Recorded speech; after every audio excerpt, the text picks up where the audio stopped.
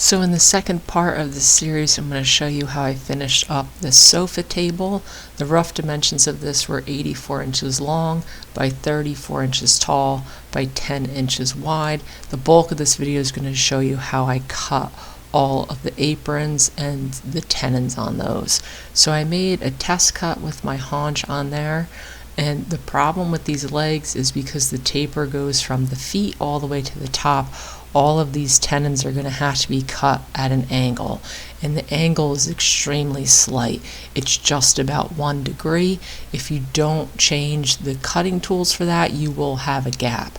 Using a square won't work because the angle of the legs isn't flat. So this is where the bevel gauge comes into play for the rest of this build. I got the angle off the top of the legs. I could use that bevel gauge to transfer the angle to my radial arm saw because this will swing left and right, and then I could set up a stop and make these cuts. So that is how I went about doing this. When I swing it to the right, I can make certain cuts, and when I swing it to the left, I can make the others. You can see I marked these with blue tape so it didn't get confusing, because if I flip these over, if I'm cutting this to the right hand side, I can't just flip it over and cut it because my angle will be going the wrong way. So basically I can make one of these cuts using that blue tape to designate which way it swings, and then I could flip it over and turn it, and the opposite cut can be made on that side. That was how this worked. You see I can flip it over, my blue tape will show me my marks, making sure it's swinging to the right, and that's how I made all of the cuts. I'm only making the short aprons, and then I'll make the short aprons on the bottom, and then I'll make the tall aprons on the top. That's how I went about doing this to make sure it could stay accurate. Once I had all of those sides cut, you could see I'm using my bevel to swing the radial arm saw to the other side. Like I said, it's a very slight angle. It's only about 1 degree. And then once that's done, I can move my stop to my mark and make those cuts. Same process. Now that it's swung to the left, I'm following that blue tape where I've marked to the left. I use markers like that when cutting multiple pieces. When you're flipping stuff upside down and turning them around, it can get quite confusing. Those marks really help. And then same process, I could cut the other ones. Once I figured this out, it wasn't difficult, but getting all of that set up, realizing which cuts were going to work, which the setup of the saw, and which cuts would have to be changed was a little confusing at first, but everything got done pretty easily. Once I had those cut, I could mark for my haunch, cut that out with a handsaw. I filmed that a little later in the video, and then all of these pieces fit into place. So that is going to be the top side of my legs. I did it this way because the bottom's going to be a different angle, and it's a different style tenon. The tops were haunches, the bottoms are going to be more traditional style tenons, and like I said, it is a different angle. So I cut them all at a different time. You can see, comparing it to a square, it is the slightest bit of an angle, but if you don't put that in there, like I said, you're going to have gaps on all of your joints. And then I'm going to go through this pretty quickly for the bottoms. It's the exact same process. I got the angle, I used the bevel gauge to line everything up. I could cut half of those tenons, and then I had to change the saw and I could cut the other half. The haunch on the top serves 2 purposes. It makes for a wider tenon towards the top of the table leg, so I almost always use them when joining table legs, but also it's going to give you a larger gluing surface area, which will help prevent twisting, especially on these longer aprons that are spanning over 6 feet. That is definitely something to consider. And then these just fit right into place. Like I said, I put a little bit of a shoulder on these bottom ones to hide any mistakes in cutting the mortises. I cut those out with a handsaw very roughly. And then before I glue these together, I'm marking a dado on these, because I'm going to have, like I said, that bottom brace going across. so it's easier to do this obviously before the table legs are glued up. I have a stop. I can cut two sides. I could cut this a little bit quicker if I put a dado stack in there, but it's also fairly quick to cut two grooves with that single curved blade. I cut the outer sides using a stop so they were aligned perfectly on both pieces. Then I can move the stop and just remove the material on the inside.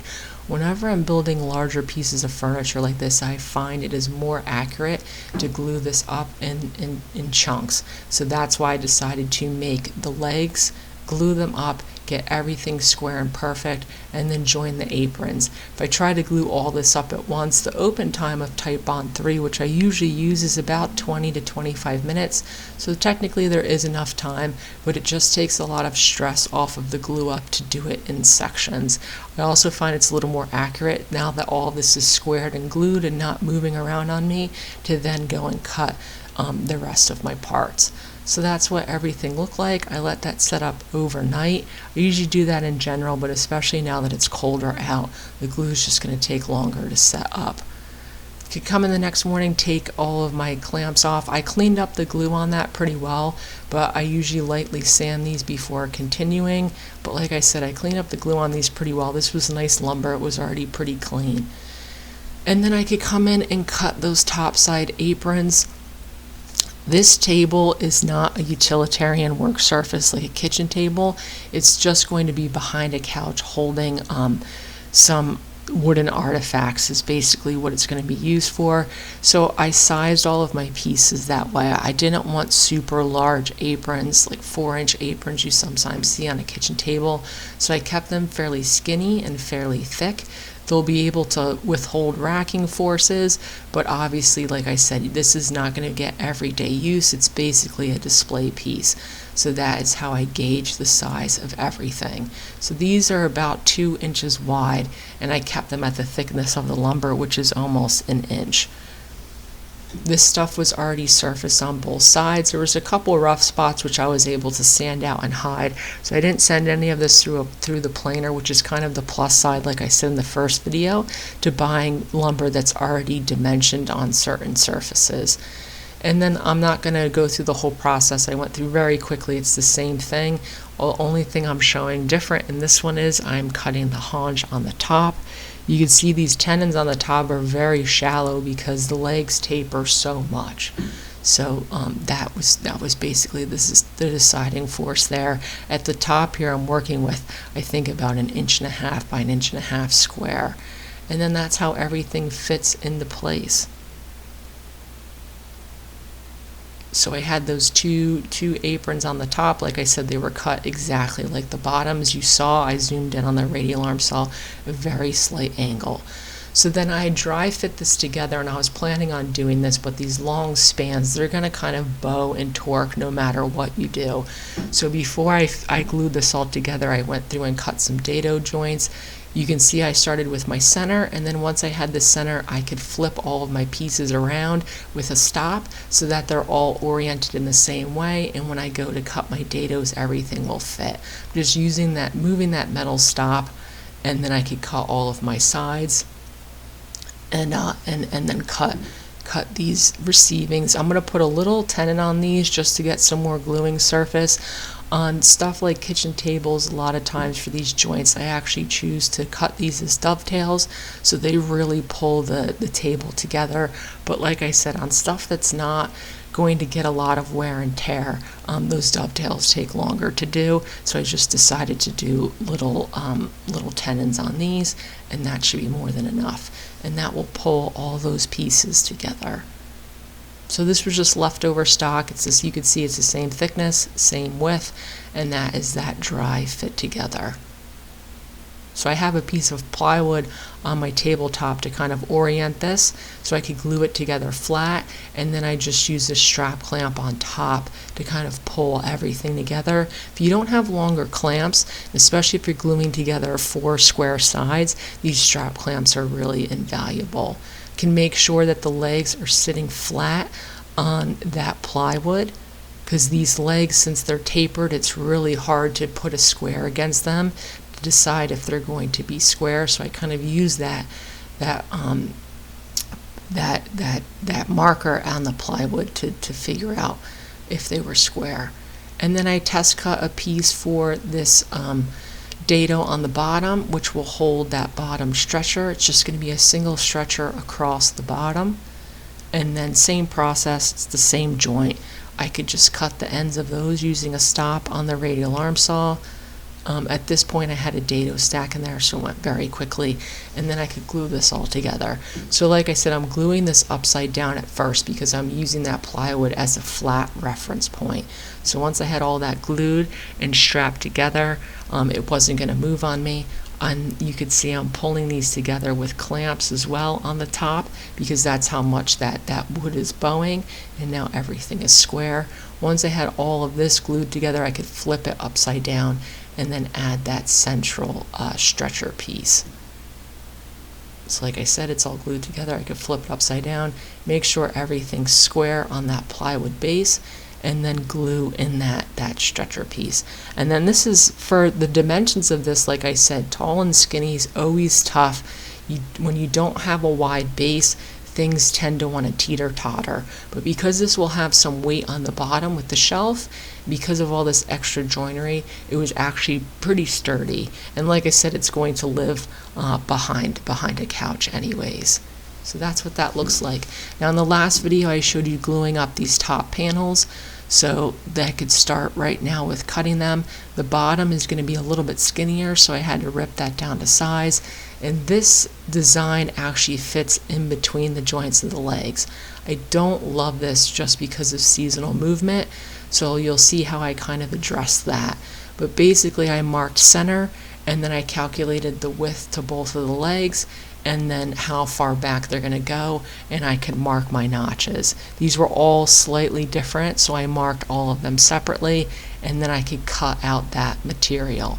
Now sometimes they'll put grooves in the bottom of legs that these notches will set in, so it will hide seasonal movement, but these legs were already skinny enough I didn't want to take any material out of that inner portion. So once I had those cut, you'll see this will fit into place. I had a very tight fit at first, which is what I wanted. Ideally, that would be the look, but I cannot keep it this way. This bottom panel, especially because the humidity is fairly low in my shop, because now it's winter time, this bottom panel will move. So if I keep it tight like this, it could push those legs out. You can see this is the way the wood is going to move across the grain. So what I did, and you could kind of see it in the video, I cut little angles on the edge of that piece, so I really only had a top 1/4 inch touching those legs, and then I went through and I removed about a 1/16 inch of material. So there is going to be a visible gap, and there's really nothing I could do about that. I explained it to the customer. You're going to want that gap because as soon as it goes into their temperature controlled home, that bottom panel is going to expand. For the top, all I had to do was cut off the edges because it was already roughly about the width I needed. It was just how the lumber worked out. So for the top, I added some grooves because I'm going to put wooden buttons to hold on the top. On the bottom, this was a little more difficult because I only had one stretcher. So what I decided to do was make two-sided buttons. So I'm actually going to make some through cuts through this bottom stretcher, and then I'll be able to put buttons through it, and that will hold the top on. If you do not consider seasonal movement for stuff like tabletops, attaching tabletops, it's not a matter of if the wood will move, it's a matter of when. So for the top, like I said, I have these little buttons. I just cut a dado that was consistent with the top side of the groove, so it meet the top side of my apron there. And you could see now when it's firmly attached to the tabletop, it could slide in that groove. So the tabletop will be able to move while still being attached to those aprons. You can't really attach these on the side of the aprons because, like I said, the movement is across the grain, not with it. So it needs to be able to move in this circumstance left to right. So for the bottom, like I said, I'm making some through buttons. So I just trimmed up some wood. That cutter I have is about 1/4 inch. So I just cut 1/4 inch little slant. That can go through. I can put spacers on both sides, and then I can drill through those into that table, into that bottom side of that table. And once again, that will be able to move. So then at this point, this is ready for finish. My finish of choice right now for stuff that is going to be clear coated is Osmo oil. It used to be a little bit hard to get, but now it's easy to get on Amazon. This can was brand new, and I used maybe a quarter of it on this whole table, so the finish lasts a long time. The key is to put it on very thinly. You do not want built up residue. If you do have built up residue, remove it very quickly because it will act like stain. Once it dries, it's really hard to get that gummy substance off. So I just attach all of that with a white abrasive pad. I sanded all this to about 120. That pad kind of buffs as I go, and I put 2 coats on everything. I've used Rubio before, which I also like, but honestly, the fact that you have to pre-mix it is just an added step that I don't enjoy, which is why I switched to Osmo. I find them to be quite similar without having to mix it. So then once it was finished, you could see how these bottom slides will work. I put 2 holes in them and attached 2 screws in the beginning, but then I realized if I attached it from both sides, you could see those gaps I cut on the pieces by the legs, it won't be able to move as easily. So I went through and I unattached 1 screw every other bracket, so now it can truly move. And the nice thing is it was held in there extremely well. It kept the table, it kept that bottom shelf flat, and it wasn't moving just with having that 1 screw attachment. And then this is the top. I put this in place and I did a little touch-up coat because I'm a little impatient with things, and I was trying to get this done right before Christmas, so I had gotten some fingerprints on it and I could just do some touch-ups. But you could see one of the reasons I like these finishes is they are durable, and they make the wood look very clean. It almost looks like it doesn't have a finish on it. And then that was the finished piece. I actually delivered this Christmas Eve morning, and if you live near Philly, I learned that that is the best time to drive around the city. I hit absolutely no traffic. So that is this video.